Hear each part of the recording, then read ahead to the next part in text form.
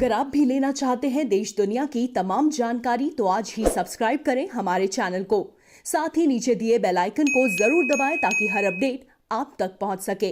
नमस्कार, साक्षी news network पर आप सभी का स्वागत है। जम्मू कश्मीर में कोरोना संक्रमण के नए मामले चौंका रहे हैं क्योंकि एक दिन में 5,500 के आसपास नए मामले सामने आ रहे हैं। मृत्यु का आंकड़ा भी बढ़ रहा है। इस बीच प्रशासन ने काफी इंतजाम किए हैं लोगों की सहूलियत के लिए। श्रीनगर में बना कोविड कॉल सेंटर इस समय रोजाना हजारों कॉल रिसीव कर रहा है, लोगों की यथासंभव मदद कर रहा है।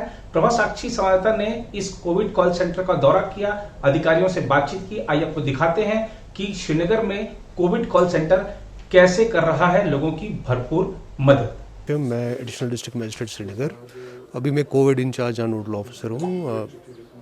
जो आपने कॉलिंग की बात की, कॉलिंग इज एक कंपोनेंट हमारे इस ना सारे सेटअप का है। Basically it's command centre.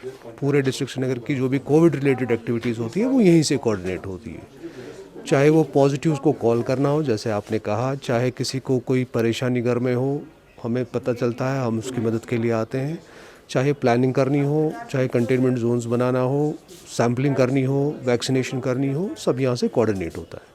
अब जो आपने पूछा कॉलिंग की बात, दिन में कम से कम हम 3 से 4,000 कॉल्स हम यहाँ से करते हैं। अभी की डेट में, ये तो पिछले महीने का डेटा है, अभी की डेट में जब से केस बढ़ गए 5,000 से 7,000 कॉल्स पर डे हम करते हैं यहाँ से आउटबाउंड। इनबाउंड 200-300 कॉल्स आती हैं। इसके अलावा हमारा वॉर रूम भी है।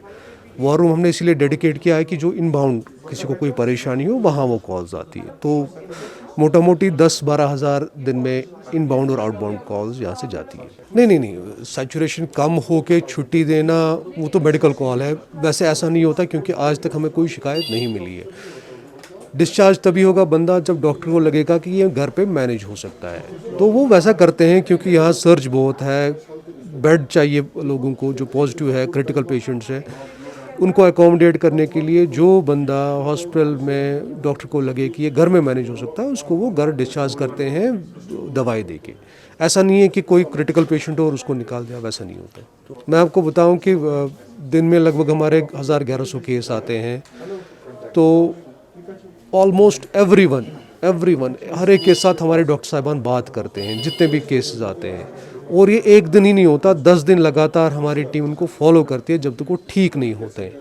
इसका मतलब 10,000 केस पर डे हम फॉलो अप करते हैं। तो कभी कभी इरिटेट भी होता है बंदा कि आप मुझे क्यों कॉलिंग करो, मैं ठीक हूँ, लेकिन हमारे डॉक्टर साहब नहीं उनको छोड़ते हैं जब तक हमें ना लगे कि पेशेंट ठीक है। इस दौरान ये भी होता है कभी कभी हमें लगे कि पेशेंट क्रिटिकल हो रहा है, इसकी ऑक्सीजन सैचुरेशन डिप हो रही है या कोई और प्रॉब्लम है, तो हम उसको उसी वक्त लिफ्ट करवाते हैं हॉस्पिटल में। मैं शकील अहमद हूँ, केएस ऑफिसर।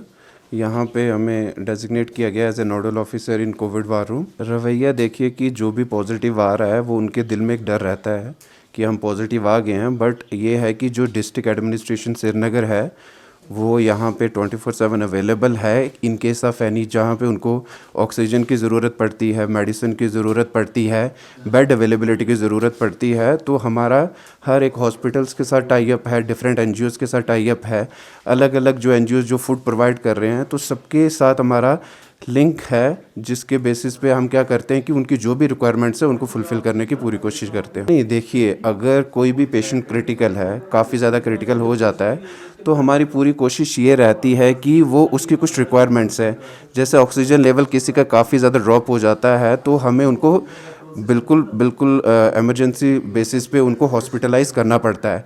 तो हर हॉस्पिटल्स के साथ हमारा टाई अप है, तो हम उनको बेड प्रोवाइड कर देते हैं जहाँ पे ऑक्सीजन की कमी हो रही है, ऑक्सीमीटर्स की, तो हर वो चीज़ जो हमारे हाथ में है वो हम पूरी करने की कोशिश करते हैं। देखिए, यहाँ पे हमारी जो रिस्पॉन्सिबिलिटी है इस वक्त, सबसे पहले तो हम वैक्सीनेशन के लिए जाएं, और दूसरा ये है कि ये जो जंग है, ये जो कोविड वार जो हमने ये रूम भी बनाया है, ये जंग सिर्फ एडमिनिस्ट्रेशन की नहीं है। इसमें लोगों को समझना पड़ेगा कि वो इतने ज़्यादा अवेयर हो जाएं इस चीज़ को लेके कि जहाँ पे हर रोज़ कितने लोग अपनी जान गंवा रहे हैं इस कोविड की वजह से।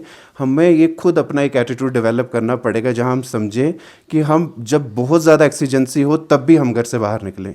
अगर हम इस तरह का एटीट्यूड कंटिन्यू रखेंगे तो हमारे लिए बहुत ज़्यादा प्रॉब्लम होगी। जाता है तो बस हम कॉल करते पेशेंट जो पॉजिटिव पेशेंट होता है, पहले हम पूछते हैं कोई सिम्टम तो नहीं है, होम आइसोलेशन में है पेशेंट वेदर हॉस्पिटल क्वारंटीन। जो होम आइसोलेशन में होते हैं पेशेंट उनको हम देखते हैं कोई सिम्टम तो नहीं है या वो एसिम्टोमेटिक है। अगर एसिम्टोमेटिक है, कोई सिम्टम नहीं है तो कोई इशू नहीं है, तो वो घर में ही ठीक हो जाते हैं। आफ्टर 10 डेज़ उनको फिर रिपीट टेस्ट कराना पड़ता है। लेकिन जो होम आइसोलेशन पेशेंट है हम उनको बोलते हैं डू यू हैव ऑक्सीमीटर, उससे उनकी सैचुरेशन चेक होती है, वो अपनी सैचुरेशन मॉनिटर करते हैं। उनके पास एक थर्मोमीटर होना चाहिए जिससे पता चलेगा कोई इन्फेक्शन तो नहीं है, हाई ग्रेड फीवर तो नहीं है। तो हम इनको ये एडवाइस कर रहे हैं आप अपनी सैचुरेशन मेंटेन कीजिए, 2-3 बार दिन में चेक कीजिए, it should be above 90। In case अगर किसी पेशेंट की सैचुरेशन डिप हो गई बिलो 90 तो वो हमें कॉल करते हैं, तो फिर हम उनको रेफ़र करते हैं हॉस्पिटल। हाँ प्रोवाइड होते हैं। जो मतलब उनके नियरेस्ट PSCs है वो कोऑपरेट करते, वो इनको घर प्रोवाइड करते ऑक्सीमीटर्स वगैरह। बस स्टे होम, और दूसरी बातें टेंशन नहीं लेना, जो भी पॉजिटिव पैनिक नहीं होना है। आफ्टर 10 डेज़ इंशाल्लाह ठीक हो जाओगे खुद ही, तो कोई मसला है नहीं। पैनिक नहीं होना है, स्ट्रेस नहीं लेना है। वी होप कि वो जल्दी इंशाल्लाह ठीक हो जाए। ऐसा कोई हेल्थ इश्यू ज़्यादा ये तो नहीं, क्योंकि सैचुरेशन नॉर्मल है।